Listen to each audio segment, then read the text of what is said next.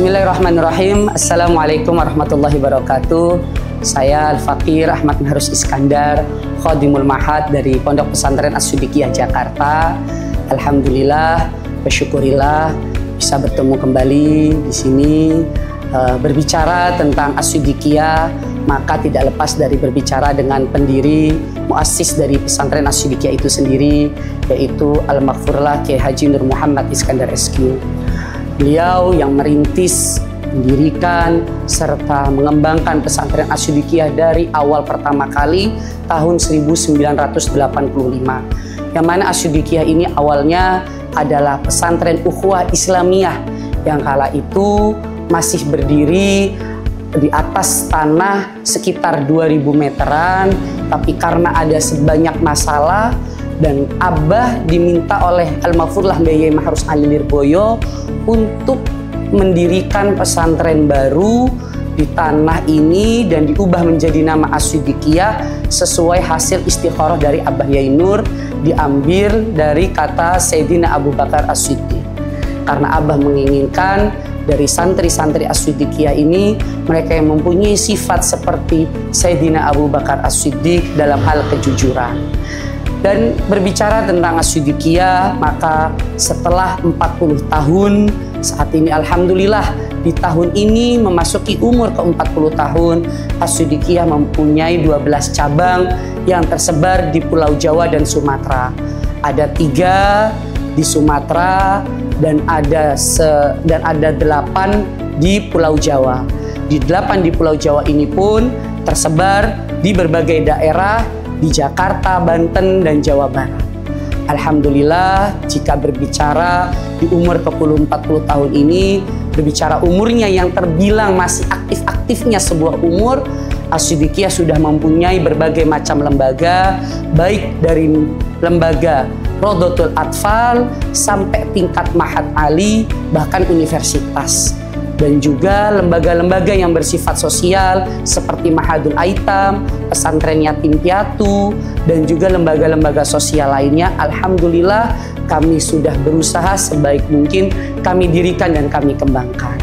Dan Alhamdulillah di umur ke-40 tahun ini pula dengan izin Allah barokah muassis kami pendiri Kiai Haji Nur Muhammad Iskandar SQ, As-Siddiqiyah sudah tersebar ada sekitar hampir 7.000 santri di seluruh cabang-cabangnya.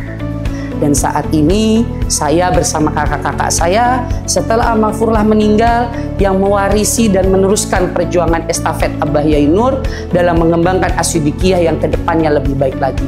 Insya Allah masih ada 3 cabang lagi yang sedang akan masuk dan insya Allah akan kami kelola.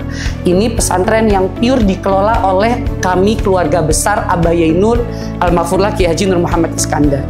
Tapi kalau berbicara tentang pesantren alumni, maka pesantren alumni jika dihitung dari Sabang sampai Merauke, terakhir kali sudah mencapai 67 pesantren cabang alumni yang tersebar di seluruh Indonesia.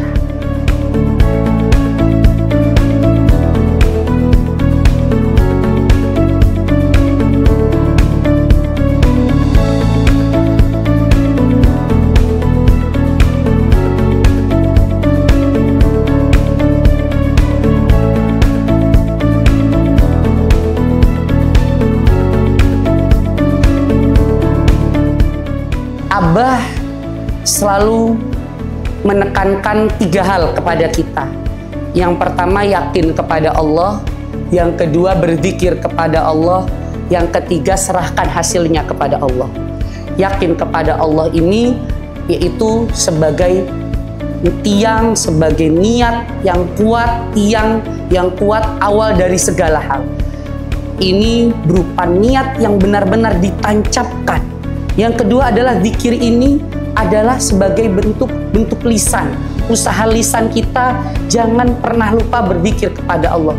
Saya berbicara kepada beberapa alumni, dari mereka yang sukses, ada yang mereka kepala manajer Asia, South Asia, ada yang mereka di Australia, ada yang mereka di Inggris, ada yang mereka di Jerman, ada yang mereka di Cina. Hampir mereka rata-rata mempunyai satu amalan yang mereka bawa selama mereka masih di pondok, selama mereka masih di pondok. Dan itu amalannya berbeda-beda. tergantung apa yang mereka dapatkan dari Abah Yai Nur dan apa yang mereka merasa cocok dari Abah. Karena memang saya ingat Imam Haddad itu menjelaskan wirid itu kadawa. Wirid itu seperti obat, secukupnya dan harus ada resep yang sangat yang sesuai. Makanya kita juga mengenal laulal isnad laqala man syaa masyaa. Orang kalau nggak punya sanad ilmuwan dia akan berkata semaunya sendiri. Yang kedua ini zikir ini menjadi salah satu penentu yang kuat setelah keyakinan yang kuat. Yang ketiga adalah tawakal kepada Allah yang kuat. Setelah zikir yang kuat dan usaha yang kuat, maka serahkan kepada Allah apapun itu hasilnya. Jadi banyak yang saya dengar, banyak dari kita Gus, ya min haitsu la yahtasib, hanya kita pikirkan tau-taunya Allah permudah. Dan inilah yang Abah Yai Nur ajarkan kepada kita, dan sampai saat ini kami yakini itu insya Allah sebagai satu keberkahan dan kemanfaatan dari pesantren As-Siddiqiyah.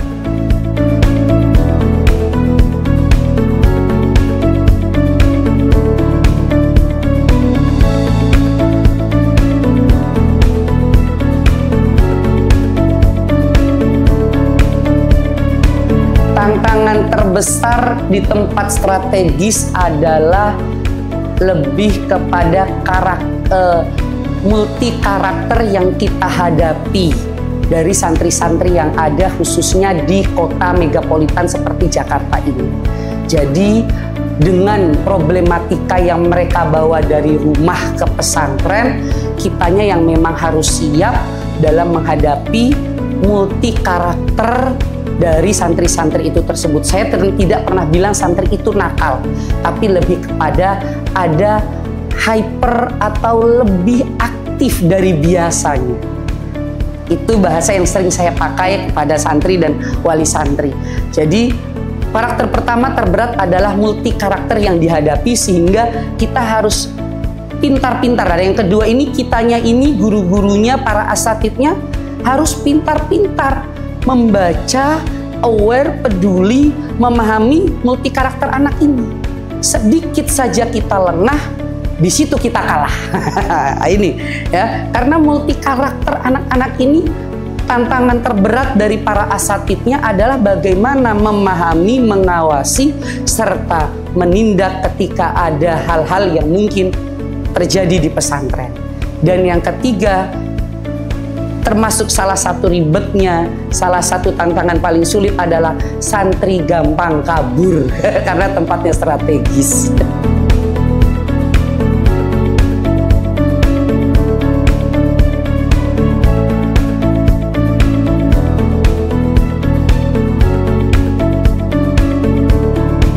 Tradisi khusus yang sekarang kita bangun adalah alhamdulillah 2 tahun ini kami sedang membangun pesantren kilat untuk anak-anak SD, dan antusiasnya Masya Allah sangat luar biasa.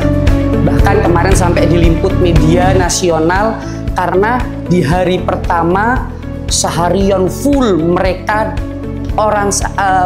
anak-anak SD dari kelas 1 bahkan dari TK datang ke pesantren untuk belajar mengetahui kegiatan, bahkan mereka belajar pegon dan tentang kitab kuning yang mereka awalnya tidak tahu sama sekali, apalagi yang berbasis kota metropolitan seperti Jakarta ini. Mereka mengkaji di sini, belajar, ikut sholat, diajarkan tentang sholat. Ini salah satu yang sedang kita kembangkan agar benar-benar manfaat untuk umatnya terasa. Yang kedua, kita juga yang tradisi khusus mungkin sama dengan pesantren-pesantren lain adalah pengajian posoan atau pengajian puasa Ramadanan. Setiap habis sholat kita ajak anak-anak santri mengkaji kitab-kitab. Ada kitab pertamanya yaitu kitab Salafus Soleh, Salaf Soleh yang kitab ulama-ulama terdahulu. Saat ini kita pakai kitab dari kalangan Imam Ghazali. Juga kita combine dengan kitab kontemporer ulama-ulama sekarang. Nah, ini salah satu yang memang sedang kita bangun saat ini. Dan salah satu kegiatan lain yang membuat mereka tidak hanya mohon maaf karena karakter santri di kota Jakarta ini multi karakter, biar mereka tidak merasa bosan, kita mengadakan Ramadan Camp yang bersifatnya adalah bazar serta lomba-lomba dan kegiatan-kegiatan menyenangkan, challenging untuk para santri.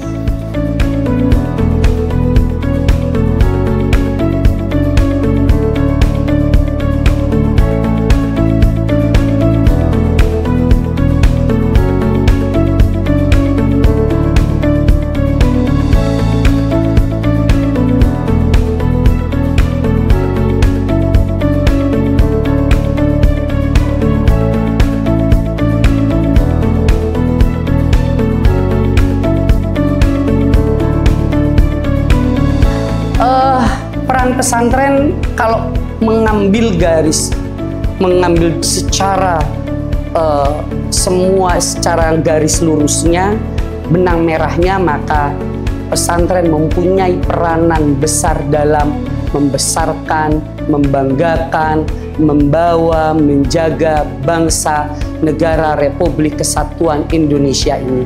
Maka saya berharap dari diri saya pribadi dan untuk saya pribadi khususnya, saya ingin pesantren mempunyai peranan besar dalam menjaga, merawat, membawa, membesarkan bangsa Indonesia kita, dan insya Allah dari santri-santri pula yang akan menjadi penjaga dan membanggakan bangsa Indonesia.